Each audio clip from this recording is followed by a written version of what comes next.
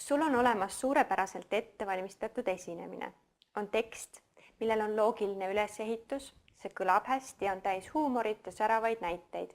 Sul on tore ja kaasahaarav slaidiesitlus, mis sinu poolt räägitavat aitab kuulajateni viia. Ometigi valdab sind tohutu ärevus. Mis siis, kui keegi ei naera su naljade üle?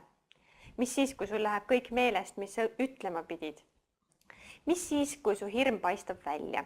Sa hakkad punastama või hääl ja jalad ja käed värisevad. Kuhu ma üldse käed peaksin panema? Esinemishirm on täiesti loomulik. Paljud näitlejad ja ka profid esinejad peavad seda isegi vajalikuks. Näiteks kõne- ja esinemistreener ja näitleja Martin Weinmann loodab, et ärevus, mida ta enne esinemist tunneb, ei kao kunagi, sest see olevat tema meelest professionaalsuse tunnus.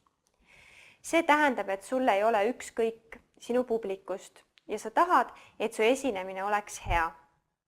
Teatud piirini on ärevus muidugi hea, kuid kui see hakkab su kõris nöörima või kui hirm hääle ära võtab, oleks tarvis seda ärevust ja hirmu veidike talitseda.